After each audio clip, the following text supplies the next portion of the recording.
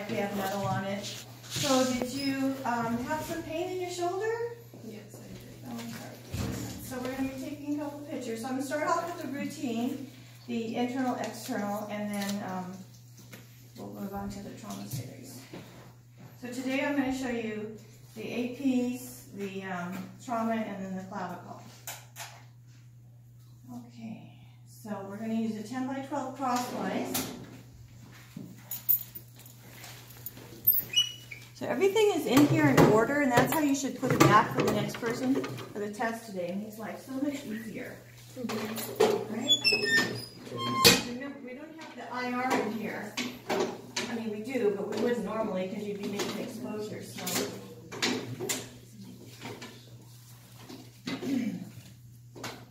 So for the shoulder, we want to go crosswise, right? Because it's longer than it is wider. I mean, it's wider than it is longer. Okay. So where am I centering?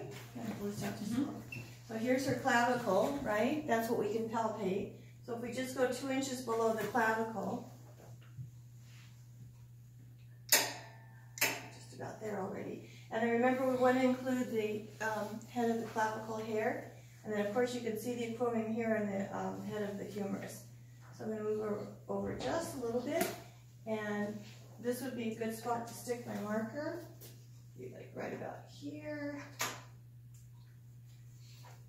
Because if I'm going to do, external, I would probably put the marker here. I'm going to have you go ahead and just turn your hand all the way out. That's not a problem for you? Okay. Give myself a little more space. So this is actually how much, see how I was a little close on the humerus, but this is actually the size of my collimator here. So I could collimate down on her because she is smaller this way. Remember, we only need about, ½ inch to 1 inch of light here. You don't want light all the way up here. Okay, so what should we do as far as breathing? Yeah, just breath in. Okay, hold it and expose.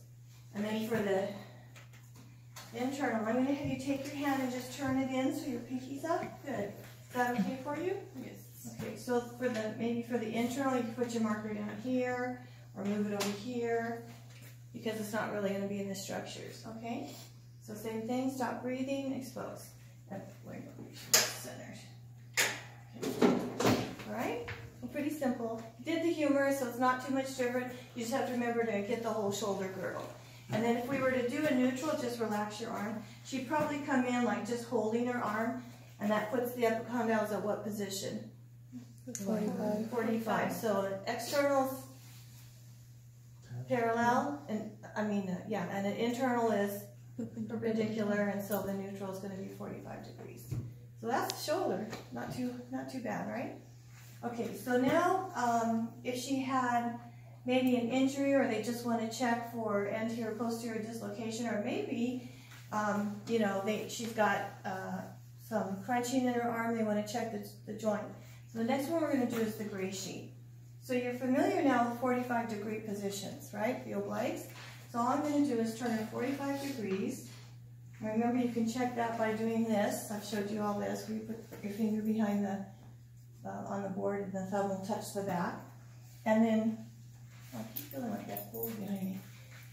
Can somebody grab an IV pole? I think there's probably one in the dark room.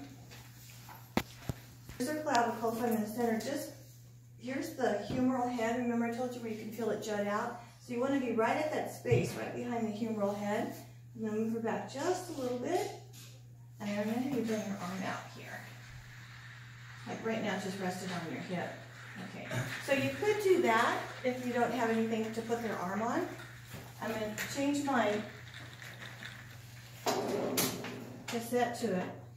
Preferably 8 by 10, but since nobody has 8 by 10s anymore. I swear it's time for me to retire. Like, what are we going to do when they just put you through a body scanner and we don't have to do x-rays anymore? Huh? We already do that. It's called CT. Yeah, unfortunately. But the quality isn't quite as good. Okay, so So this is, thank you. This is you can feel the joint space here, and that's about the size of the collimation, which is like 5 by 5, 6 by 6. Okay, we're just trying to get this open glenoid. So you rotate them to see what? What's our goal here? The open joints. Yeah, let me get the skeleton over here. So the glenoid fossa is sort of at an oblique when you look at the regular shoulder. So when we rotate them 45 degrees, by the way, when you're videoing, no bending over pictures. So stand hand up like this and just hold on to this is another way to open up this joint space. It kind of pulls the humerus out. But remember that some people have a lot of calcifications, and so that may be a difficult position for them, just the rotation or the lifting. But if they're having trouble if you're having trouble getting that space open, this may help. So could it be anywhere from 30 to like 70 degrees sometimes? You don't want to over-rotate, because when you start to do that, then part of the body habitus is going to close the space as well. Okay? I know you're all thinking about your test right now, but you really need to practice this while you're done with your test. So you're going to multitask now. You're second semester students. You can do this. I like the confident Scarlett. She's the only one going, yeah. Okay, so that's still part of some hospitals' routine. Some hospitals it's not routine, it's additional. Okay, so now we have the Y view. So in our case, the Y view is, for the shoulder would be the trauma. Okay, now I showed you on the video, I just showed you in the PA, but I'm going to show you both AP and PA upright. I'm only going to show you AP on the table because it's not practical. I'm going to grab some water real quick. Okay. Shoulder wide, we're going to keep the cassette lengthwise because remember the scapula is longer than it is wide. Okay, so I'm going to go back to my 12 by 10. Karen's like trying to position herself. She's like, I know. Trying to look at her reflection. Patients that just come in. Sometimes I want to do that when I'm getting an X-ray, and then I'm like, okay, just pretend like you don't know anything. I can't help myself sometimes. Ideally, since we have the blocker here, we want to have it on the bottom to keep it out of the way of the anatomy. Okay. So, remember when we're looking at the scapula or the shoulder, it's AP away, so PA towards. Okay? So right now we're doing the left shoulder, so it's AP away. I'll probably put that hair over there because you don't want that braid going right down the middle of the shoulder. It'll get in the way. So she's holding onto her arm very carefully. Now what I'm doing is I'm palpating the medial and lateral border of her scapula. Come over here so everybody can see. So the lateral border and the medial border, I'm just like putting my fingers on it, and then I rotate her till I can feel my fingers being perpendicular. Okay? Some people do something up here. I'm not exactly sure what they're feeling. You might ask at the hospital. I think it's the AC joint and something, and they line that up. I saw it in a book once, but it never clicked with me. Okay, so I'm palpating this, and I'm rotating her. She'll see about 45 degrees, but it could be, again, a little bit different for different people. And then she just has her arm relaxed down by her side. So remember I told you the centering is going to be basically right at the bottom of where the bicipital muscle attaches here, where that little groove is. So if you move the arm over, it's actually easy to envision your centering point because you're just putting it right where it's going to enter. So what you're going to see here is the scapula here in a Y position with the humerus over it. And I'll show you on the skeleton when we're done. So you see all this light. We obviously don't need the whole chest in there, so I'm going to collimate side to side. And then top to bottom just a little bit. Okay. And then which arm is this?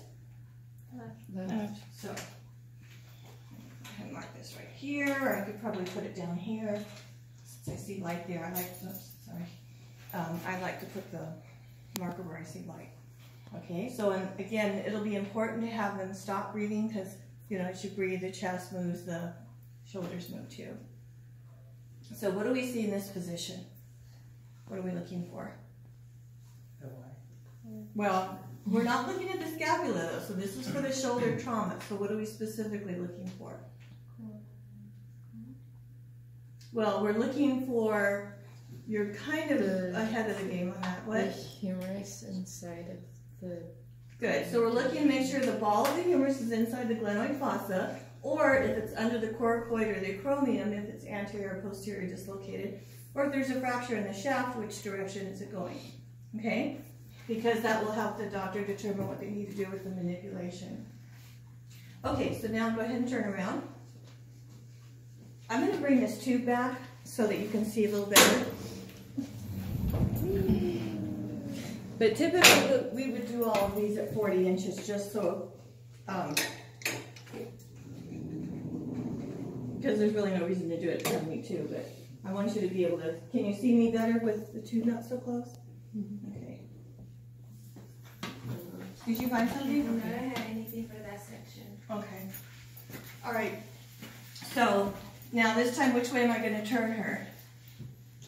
Towards, because AP away, PA towards. So again, I'm palpating. I love this section. I wish I was the patient. But you get all your like tension right here. Oh, sorry. So the medial border, the lateral border. Now I'm going to rotate her until she's 45 degrees, and I'm envisioning my fingers being perpendicular here.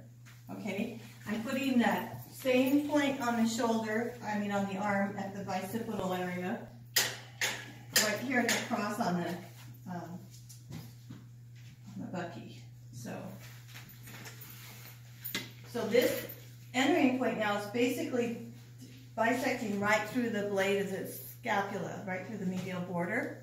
So it looks like it's entering between the spine and the medial border, because when the body turns, it kind of skims the body. It's hard to say what exactly the centering point is. Okay, so it's exiting at that bicipital groove thing. The muscle attaches. I've been going close my collimation side to side. You never want to have all this light out here. There's no point to have that. Okay, so just to the soft tissue. Now, what do I need to change? Marker. Yeah, because we went PAs. And the reason I'm just showing you this shoulder is because it's on this side of the body.